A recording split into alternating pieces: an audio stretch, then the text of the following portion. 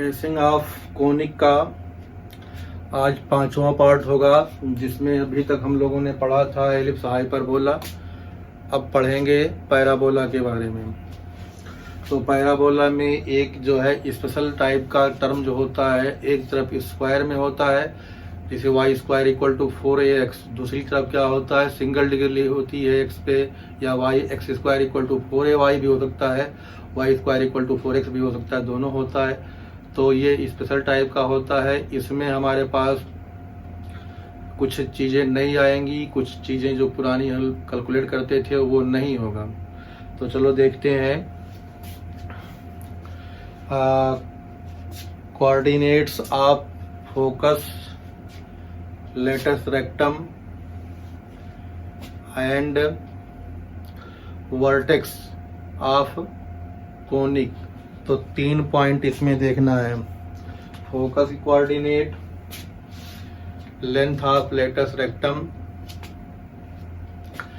And coordinate of vertex. 3 चीज हमें देखनी होगी। इन 3 चीज देखने के लिए जो है हमारे पास वर्किंग लंबी है। इसमें एक काम हमारे पास है दिया गया, अगर क्वेश्चन में दे दिया जाता है कि फाइंड द फॉलोइंग टर्म या find any special things of given parabola, तब तो हमें कुछ करना ही नहीं है। अगर सिंपली कोनिक दिया होता है तो एच स्क्वायर और ए बी की वैल्यू सबसे पहले, या डिटर्मिनेंट की सबसे पहले वैल्यू निकालनी पड़ेगी। Determinant is not equal to 0 होता है, वहाँ पहले बताया गया है। H square equal to A B यहाँ पे हो जाएगा। अगर H square equal to A B हो जाएगा तो कोऑर्डिनेट ऑफ सेंटर हमारे पास इनफाइनाइट पहुँच जाएंगे, डिफाइन नहीं होंगे। तो यहाँ पे सेंटर हमें नहीं निकालना है। ऐसे क्वेश्चन जिसमें दिया होता है वही हम लोग को करना है। तो यहाँ पे हम लोग ट्रेसिंग देख रहे हैं। ट्रेसिंग तो अब करनी नहीं, लेकिन उसके बारे में जो टर्म है वो पूछा जाएगा। तो किसी पैराबोला के बारे में कोऑर्डिनेट ऑफ फोकस निकालेंगे, उसी के बीच देख लेंगे। 3 चीज हमें निकालना है। कैलकुलेशन ऑफ फॉर पैराबोला, किसके लिए? फॉर पैराबोला के लिए हमें पहला पॉइंट क्या निकालना है, कोऑर्डिनेट ऑफ फोकस। तो कोऑर्डिनेट ऑफ फोकस। दूसरा है लेंथ ऑफ लेटस रेक्टम। तीसरा है coordinate of vertex.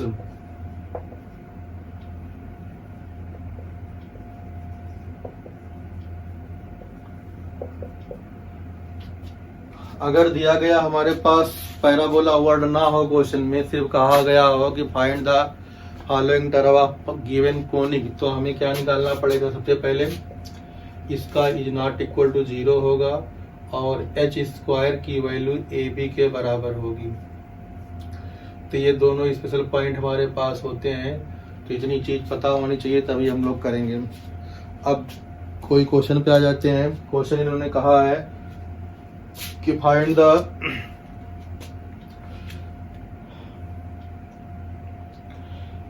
Latus rectum and coordinate of focus. Question हमारे पास दिया गया है 16x square minus 24xy plus 9y square minus 104x minus 172y plus 44 equal to 0। Find focus, LR and vertex. 3 चीज निकालनी है। Of above parabola, of above parabola, ये word दिया गया है। तो इसका मतलब हमें जो है डिटर्मिनेंट की वैल्यू नहीं निकालनी है और सेंटर के बारे में सोचना नहीं है। एच स्क्वायर इक्वल टू ए भी हमें पास दिखाई पड़ेगा। यहाँ एच की वैल्यू -12 हो जाएगी, उसका स्क्वायर कितना होता है 144, 16 इंटू 9 भी 144 होता है। तो इसे भी ये क्या होगा, पैराबोला होगा। तो अब हमारे पास जो है कैलकुलेशन बचता है पैराबोला के लिए स्पेशल क्या करना है। तो पैराबोला के लिए स्पेशल जो करना होता है उसकी वर्किंग बड़ी टेढ़ी है। ग्रेजुएशन लेवल पर इंजीनियरिंग में उसकी वर्किंग का कोई काम नहीं है, बस समझना जरूरी है। और अगर मान लिया हायर मैथमेटिक्स में यूज देखेंगे, जेआरएफ के लिए या सीएसआरआई के लिए देखेंगे या गेट वोट के लिए देखेंगे तो उसका यूज होता है। तो लेवल 2 में हमारे वीडियो मिलेगा, अभी इसमें नहीं मिलेगा। इसमें हम लोग कहाँ पे देख रहे हैं, सिर्फ जो है ट्रेसिंग ऑफ कोनिक के जो इम्पॉर्टेंट टॉपिक होती है जो एग्जाम में आती है, चाहे वो इंजीनियरिंग के एग्जाम में हो चाहे हमारे पास जो है बीएससी के एग्जाम में हो, तो उसके लिए देखना है। पहला काम हमारे पास है, दिए गए कर्व में जो सेकंड डिग्री के टर्म होते हैं, इस बात को ध्यान से सुनना है। दिए गए कोनिक के इक्वेशन में जो सेकंड डिग्री के टर्म होते हैं, जनरली 3 ही टर्म होंगे, उनसे हमें परफेक्ट स्क्वायर के जो है टर्म ढूंढने होते हैं। तो कोई भी अगर देखेगा तो इसमें कहेगा कि जो है 2 डिग्री के टर्म कौन कौन से हैं, ये 1 डिग्री का, 1 डिग्री का, ये कांस्टेंट, ये और ये, यही 3 जो है क्या है 2 डिग्री के टर्म में है। पहला काम क्या है, दिए गए तीनों टर्म के, दिए गए 2 डिग्री के जो 3 टर्म होते हैं उनको बाहर लाएंगे। तो जिनको बाहर लाएंगे तो हमारे पास यहाँ हो जाएगा 16x square minus 24xy plus 9y square. अब इसको परफेक्ट स्क्वायर के फॉर्म में हमें बनाना है। तो 16x स्क्वायर को परफेक्ट फॉर्म में बनाएंगे तो हमारे पास यहाँ a square minus 2ab plus b square बनना चाहिए, जो माइनस है। तो बड़े आराम से हमारा दिमाग वहां पहुंच जाएगा कि 4x माइनस 3y का ये क्या है, होल स्क्वायर है। किसी को इसमें भी डाउट हो तो ठंडे पानी से थोड़ा अपना मुंह धुल ले, तो फिर जो है देखिए तो समझ में आ जाएगा उसका। हो जाना चाहिए ना। 4x माइनस 3y का होल स्क्वायर अगर हम लोग कभी खोलेंगे फार्मूले से, धुलने के बाद खुल जाएगा, फार्मूला याद आ जाएगा। तो आएगा तुम्हारे पास 16x square minus 24xy plus 9y square. इतना अगर हम लोग ढूंढने में कामयाब हो गए तो समझ लो इसका a आ गया। अब b पे पहुंचने के लिए हमें एक नया कांस्टेंट बनाना पड़ेगा। कोई नया कांस्टेंट, चाहे उसका नाम लेमडा कहें या के कहें, तो ज्यादातर लोग लेमडा लिखते हैं, कोई के लिखता है तो हम के ही लिख दे रहे हैं। तो now let 4x minus 3y plus के का होल स्क्वायर। तो इसकी वैल्यू जब कभी खुलेगी तो क्या होगी, देखो जब इसकी वैल्यू खुलेगी तो हमारे पास इनसे तो वही मिलेगा 16x square minus 24xy plus 9y square. इसका स्क्वायर कर दिया और इन दोनों का प्रोडक्ट कर दिया। अब हमारे पास जो है अगले टर्म में क्या मिलेगा, देखो अगले मिलेगा के square plus 8kx minus 6ky। a plus B plus C का whole square equal to a square plus B square plus C square plus 2ab plus 2bc plus 2ca के फॉर्म से हमने खोल लिया। अब हमारे पास इसमें कुछ ऐसे टर्म होंगे जो ऑलरेडी हमारे पास क्वेश्चन में होंगे। तो क्वेश्चन में हमारे पास जो है ये 3 टर्म है, इसका मतलब ये जो हमारे पास दिखाई पड़ रहे हैं 3 टर्म नहीं है। ए तो हमने यहाँ तक बताया कि यहाँ तक हमने ए सीख लिया। अब बी हमारे पास जो आएगा, बी सीखने के लिए पहले अपने क्वेश्चन को हम लोग लिखेंगे जो पार्ट मिल रहा है। तो यहाँ से इन सब चीजों की जरूरत नहीं है, इसको खाली करो क्योंकि लंबा कैलकुलेशन होना है।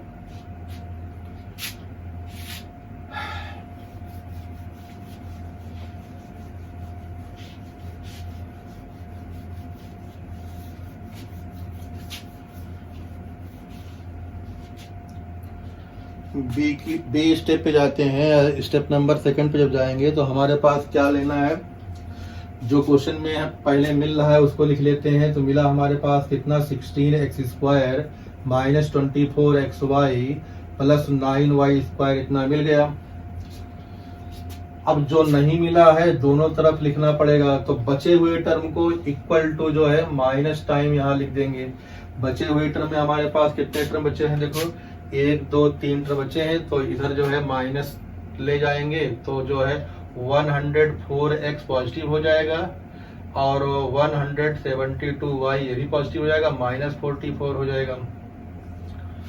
अब ये टर्म जो है हमें चाहिए ये बनाने के लिए, तो ये जो है यहाँ पे लिखेंगे और इधर भी लिखेंगे जिससे बैलेंस रहे। तो हमारे पास यहाँ हो जाएगा k² plus 8kx plus minus 6ky, इधर भी हम वही चीज लिखेंगे k² plus 8kx minus 6ky। अब अगर कभी ये क्वेश्चन खुलेगा तो राइट हैंड में और लेफ्ट हैंड में जो टर्म सेम होते हैं उनसे कैंसिल आउट कर देंगे, फिर यही क्वेश्चन मिल जाएगा। जो रीअरेंजमेंट करना था वो हमने कर दिया, किसी पर्पज के लिए किया, क्योंकि ये पैराबोला था। पैराबोला के लिए हमें समथिंग की पावर 2, समथिंग में या तो x होगा या तो y होगा, कैपिटल X कैपिटल Y, या जो है 3 टर्म होंगे a b c के फॉर्म में, a plus b plus c का whole square equal to something हमें बनाना था। तो उस लिए जो है हमने सब किया। अब लेफ्ट हैंड में जो टर्म आया है वो हमारे पास ये जो लेट किया गया है इसके फॉर्मेट में हो जाएगा, तो ये हमारे पास बन जाएगा कभी इतना करने के बाद 4x minus 4x minus 3y plus k की होल पावर 2 बन जाएगा। राइट हैंड में इस तरह से बनाना है कि हमारे पास अगर कोई नंबर कॉमन आए तो ठीक है, नहीं तो x और y और कांस्टेंट बनाना है। तो हम देखेंगे तो 2 जहां x और 2 जहां y दिखाई पड़ता है, तो दोनों x को एक साथ और दोनों y को एक साथ करना चाहिए हमें। ठीक उसके पीछे भी एक लॉजिक है और कांस्टेंट को अलग करना होगा। तो x हमारे पास 104x और 8x है, तो यहाँ पे हो जाएगा तुम्हारे पास 100 प्लस 8k बाहर हो जाएगा x। इसी तरह से y को अरेंज करो, 172 माइनस 6k 172 माइनस 6k बाहर कितना हो जाएगा, y हो जाएगा। अब कांस्टेंट हमारे पास k² माइनस 44 बचा। ये कभी जो है अगर हुआ तो ax plus by plus c के फॉर्मेट का हमारे पास बन जाएगा। लेफ्ट हैंड में कोई लाइन है जिसका होल स्क्वायर है, राइट हैंड में कोई लाइन है जिसकी पावर 1 है, तो y² इक्वल टू 4x वाले फॉर्म में अगर हम लोग कभी इसको माने होगा, क्योंकि बताया है ये पैराबोला है, तो हमें कुछ तो एज्यूम करना ही पड़ेगा ऐसा होगा, नहीं तो हम जो है हाथ पैर चलाते रहेंगे, कुछ मिलना नहीं है। अगर y² इक्वल टू 4x के फॉर्म में इसको एज्यूम करते हैं तो कुछ ऐसी इसकी शक्ल होनी चाहिए। अब y² का y और x एक्सिस और y एक्सिस आपस में क्या होते हैं, पैरेलल होते हैं। 30 डिग्री 40 डिग्री 45 डिग्री कितने डिग्री पे होते हैं, सीधा जवाब 90 डिग्री पे होते हैं। इसका मतलब क्या होता है, y² का स्क्वायर हटा देते हैं तो y मिल जाता है, और 4ax का 4a हटा देते हैं तो x मिल जाता है। दोनों क्या होते हैं, किसी एक्सिस की इक्वेशन होती है, या एक्सिस ना कह के लाइन मान लें, तो हमारे पास जिसको एज्यूम किया गया है कि समथिंग का square equal to other thing, तो दोनों जो बना हुआ है वो क्या होगी, कोई स्ट्रेट लाइन के फॉर्मेट में होगी, तो हमें 2 लाइन मिलेगी। इन दोनों लाइन की कौन सी खासियत है कि दोनों हमेशा क्या होंगी, एक दूसरे के परपेंडिकुलर होंगी। स्टेप सी, और यही नोट करने वाला है फॉर पैराबोला। अगर y² इक्वल टू 4x में हमने इसको जो है रिड्यूस कर लिया, जहाँ पे y और x एक दूसरे के परपेंडिकुलर की प्रॉपर्टी लगा दिया, तो हमारे पास जो इसमें k वर्ड हमने नया इंट्रोड्यूस किया है उसकी वैल्यू हमें निकालना पड़ेगा। अगर k वर्ड निकल आएगा तो 2 लाइन मिल जाएगी। अब y² इक्वल टू 4x में एक जो होती है एक्सिस ऑफ पैराबोला होती है, और एक जो होती है टेंजेंट पे, ओरिजिन पे टेंजेंट कहलाता है। तो थोड़ा सा इसको हम रफली देख लें, y² इक्वल टू 4x इस तरह से जो है हमारे पास ग्राफ बनेगा।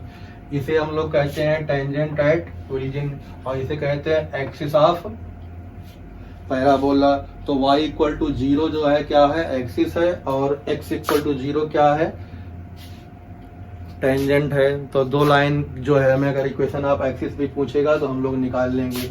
और इन्हीं दोनों लाइन से जो कट पोर्शन आता है वो वर्टेक्स आता है। वर्टेक्स डिमांड में होगा तो दोनों का कटिंग पॉइंट निकाल लेंगे, उसे x1 y1 कहेंगे। तो हमारे पास वो क्या हो जाएगा, वर्टेक्स निकल आता है। तो अब k की वैल्यू हमें ढूंढना है। तो k की वैल्यू ढूंढने के लिए इन सबको फिर हटा देते हैं।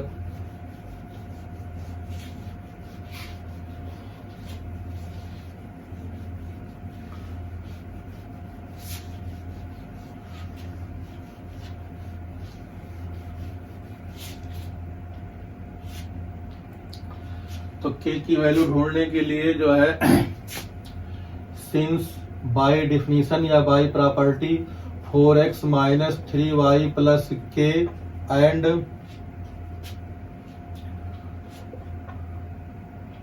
104 plus 8k times x plus 172 minus 6k y plus k square minus 44 equal to 0 are perpendicular. अगर ये परपेंडिकुलर है तो हमारे पास दो परपेंडिकुलर लाइन की जो प्रॉपर्टी होती है, m1 इक्वल टू m2 होता है? m1 इक्वल टू m2 पहले लाइन के होता है, परपेंडिकुलर के लिए m1 into m2 equal to -1 होता है। तो इस लाइन के स्लोप को नाम दे देंगे m1, इस लाइन के स्लोप को नाम दे देंगे m2। प्रॉपर्टी क्या लगाएंगे, m1 m2 इक्वल टू -1। यहाँ से k की वैल्यू निकल आएगी। तो ax plus B Y plus C में स्लोप होता है -a अपान b। इस प्रॉपर्टी से हम लोग के पास m1 की वैल्यू कितनी हो जाएगी, 4/3, और m2 की वैल्यू आ जाएगी -104 plus 8k upon 172 minus 6k equal to -1। ये वाला माइनस और ये वाला माइनस कैंसिल हो जाएगा। तो अब हमारे पास जो है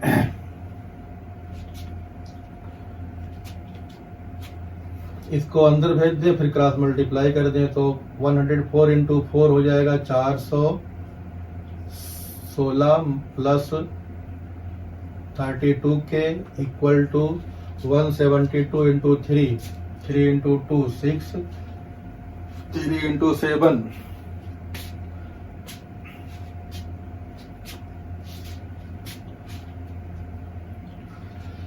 3 इंटू 7 कितना हो जाएगा, 21 कैरी 2, और 3 इंटू 1 3, 3 2 5, और -18k इक्वल कुछ नहीं।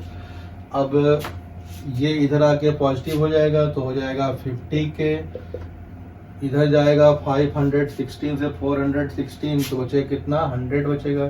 तो k की वैल्यू 2 आ जाएगी। k की वैल्यू 2 असाइन करेंगे तो हमारे पास standard equation of parabola y square equal to 4x के फॉर्म में आने वाला होगा। तो यहाँ पे k की वैल्यू 2 रखो तो हमारे पास कितना मिल जाएगा, देखो 4x माइनस 3y प्लस 2 का होल स्क्वायर इक्वल टू, यहाँ क्या देखो दिखाई पड़ेगा, यहाँ दिखाई पड़ेगा हमारे पास k की वैल्यू 2 रखनी है तो 16 4 20 120x प्लस 12 माइनस कर देंगे तो हमारे पास जो है 12 माइनस करेंगे तो 160y, और यहाँ बचेगा -40। तो कॉमन यहाँ हो जाएगा 40, कॉमन ले लें तो हमारे पास जो है इक्वेशन जो है ऊपर देखो हटाना पड़ेगा अभी भी।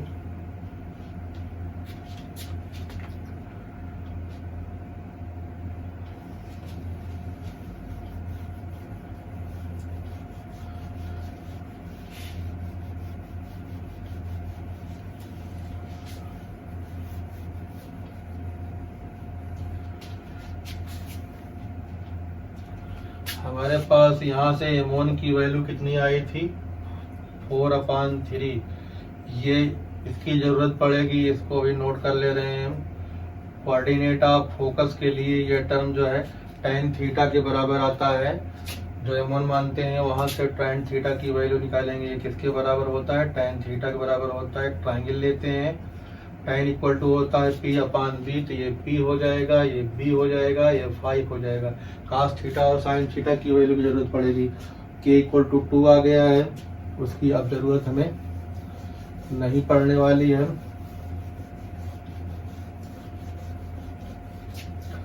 तो स्टैंडर्ड इक्वेशन हमारे पास जो आई वो आ गई 4x - 3y + 2 का होल स्क्वायर इक्वल टू इतना। इसमें से कॉमन कितना होगा हमारे पास 40 कॉमन हो जाएगा। तो 40 जो कॉमन होगा तो हमारे पास क्या मिलेगा, देखो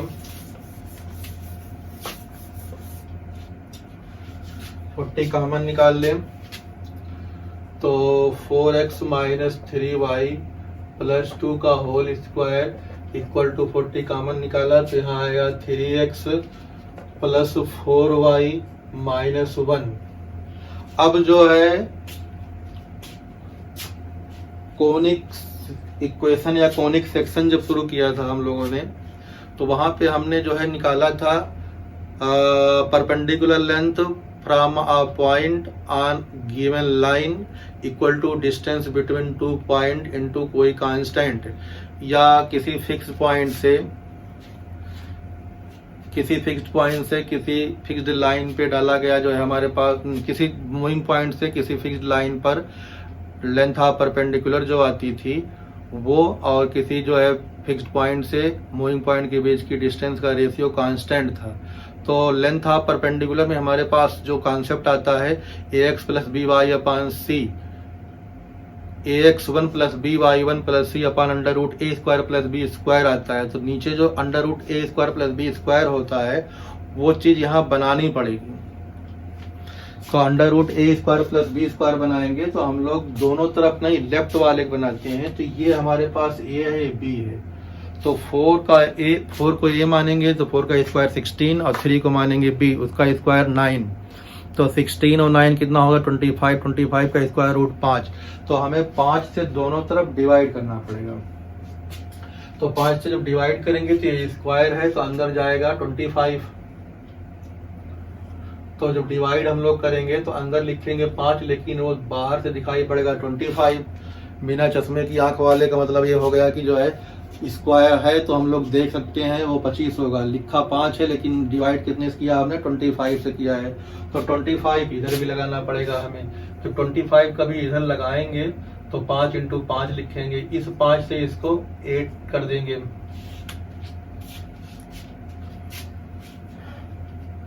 तो अब हमारे पास जो है ये बन जाएगा 4x - 3y + 2 होल/5 का whole square equal to 8/5 bracket में 3x + 4y - 1।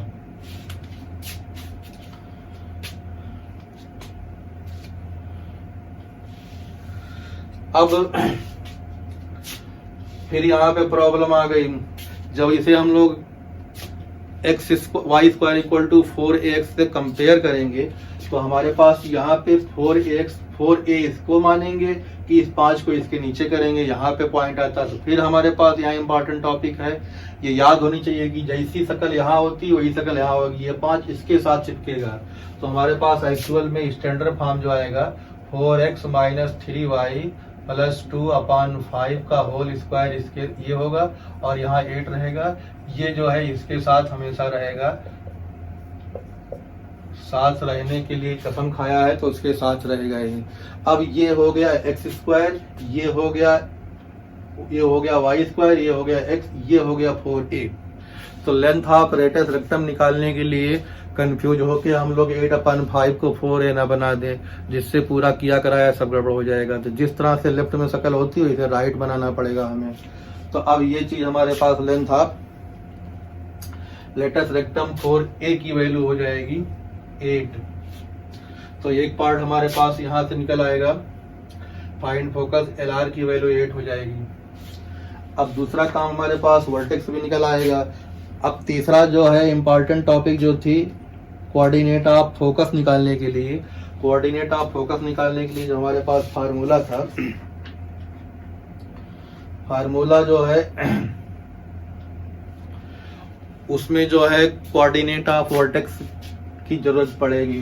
तो कोऑर्डिनेट ऑफ वर्टेक्स के लिए हमारे पास ये लाइन और ये लाइन सॉल्व करनी पड़ेगी। तो अब यहाँ पहला पार्ट है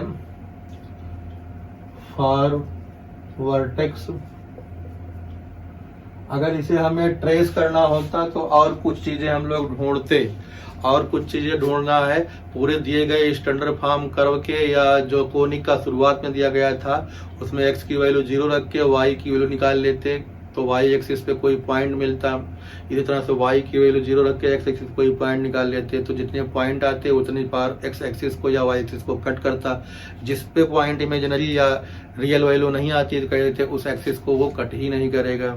ठीक, और वर्टेक्स के पॉइंट मिल जाते तो उसको first quadrant, second quadrant, third quadrant, fourth quadrant मान के ये लोकेट कर लेते हैं कि हमारा जो है वर्टेक्स कहाँ होगा। वर्टेक्स जहाँ होगा उसी हिसाब से हम लोग उसकी जो है एक रफ आइडिया बना लेते हैं कर्व की कैसे होगा। तो यहाँ एक्चुअल में हमें तो ट्रेस करना नहीं है, लेकिन हमें फार वर्टेक्स देखेंगे तो फार वर्टेक्स में कौन कौन सी लाइन सॉल्व करना पड़ेगा। तो हमारे पास आएगा 4x minus 3y plus 2 equal to 0 equation number 1, और 3x plus 4y minus 1 equal to 0 equation 2। ये इक्वेशन 1 और 2 है। इन दोनों को जो हम लोग क्या करेंगे सॉल्व करेंगे तो वर्टेक्स मिल जाएगा। वर्टेक्स को हम लोग x1 y1 के नोटेशन से दिखाते हैं। तो वर्टेक्स को अल्फा बीटा भी मान सकते हो अगर चाहो तो, या इसे x1 y1 मानो, जैसा चाहो वैसा करो, ये तो तुम्हारे ऊपर डिपेंड है। कोई इसका स्टैंडर्ड फार्मूलेशन नहीं करना है हमें लेकिन स्टेप मालूम होने चाहिए। इतनी मेहनत के बाद यहाँ हम लोग पहुंचते हैं। तो जब सॉल्व करना होगा तो इसमें 3 से मल्टीप्लाई कर दें, इसमें 4 से। तो इक्वेशन 1 में कितने से मल्टीप्लाई किया, 3 से, और जो है इसमें किया कितने से, 2 में, 4 से किया, फिर माइनस कर दें। तो इसमें जब 3 से मल्टीप्लाई करेंगे तो 12 हो जाएगा ये, minus 9y plus 6 equal to 0, और इसमें 4 से करेंगे तो 12x प्लस 16y और माइनस 4 इक्वल टू 0। जब माइनस करेंगे साइन बदलेगा, ये बदलेगा, तो ये कैंसिल आउट, माइनस 16y और ये कितना हो जाएगा प्लस 10 इक्वल टू 0। तो y की वैल्यू हो जाएगी 5/8। y की वैल्यू कितनी हो जाएगी 5/8।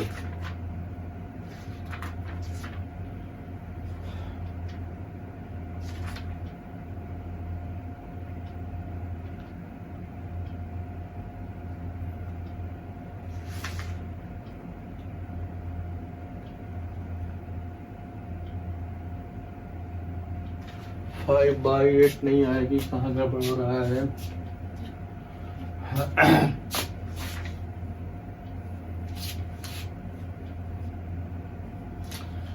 3x प्लस 4y माइनस 1,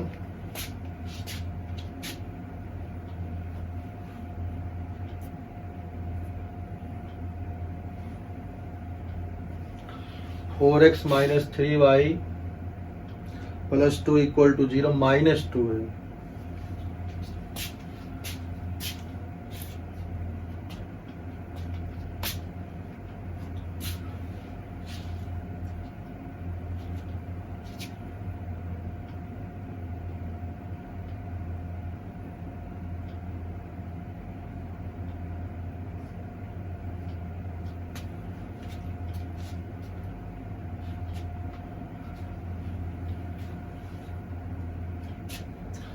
सोलह 9 25 यहाँ होगा यार। तो ये तुम्हारे पास हो जाएगा 2/5। तो y की वैल्यू कितनी हो गई 2/5। इस y की वैल्यू जब रखेंगे इसमें तो x की वैल्यू कितनी हो जाएगी, देखो, implies 4x minus 6/5 plus 2 equal to 0।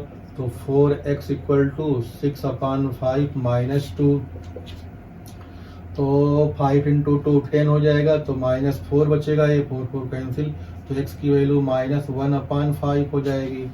तो कोऑर्डिनेट ऑफ वर्टेक्स हमारे पास जो मिलेंगे वो -1/5 और 2/5 मिलेंगे। तो इतनी चीज जो है इसकी यहाँ से दिखाई पड़ रही है। फिर अब ये चीज जो है हमारे पास जरूरत नहीं है इसकी।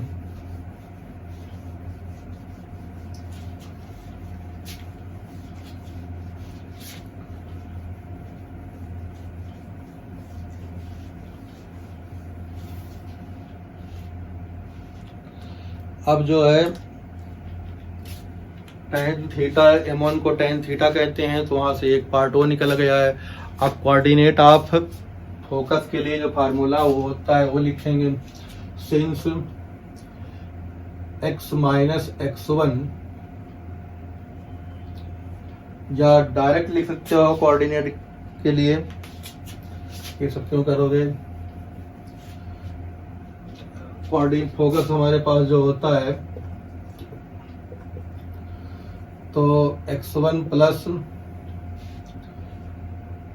a cos थीटा और y1 plus a sin theta होता है। तो यहाँ से x1 की वैल्यू कितनी आई है, -1/5 plus a cos theta, 4a की वैल्यू हमारे पास जो होती है ये होती है, तो 4a इक्वल टू हमारे पास कितना आया 8, तो इम्प्लाइज a इक्वल टू कितना हो जाएगा 2, तो 2 cos थीटा की वैल्यू कितनी होगी, देखो cos थीटा की वैल्यू हमने पहले निकाल ली है ट्राइंगल से, तो कितनी हो जाएगी, बेस अपॉन हाइपोटेन्यूज 3/5 कामा कितना है ये 2/5 plus 2 into sine theta perpendicular 4/5। इसको और सॉल्व करेंगे तो हमारे पास 6 में से 1 गया तो 5/5 कितना बचेगा यहाँ पे 1, और यहाँ हो जाएगा 8 प्लस 2 10, 10/5 तो 2, 1,2 हमारे पास फोकस आ जाएगा। फोकस के कोऑर्डिनेट हमारे पास कितने आ जाएंगे,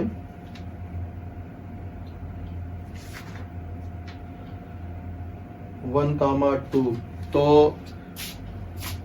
जो चीज करनी थी वो स्टेप वाइज किया, तो हमारे पास आंसर में ये आ गया, क्या आ गया, ये फोकस आ गया, और लेटस रेक्टम की वैल्यू 8 यूनिट आ गई, और ये हमारे पास वर्टेक्स आ गया।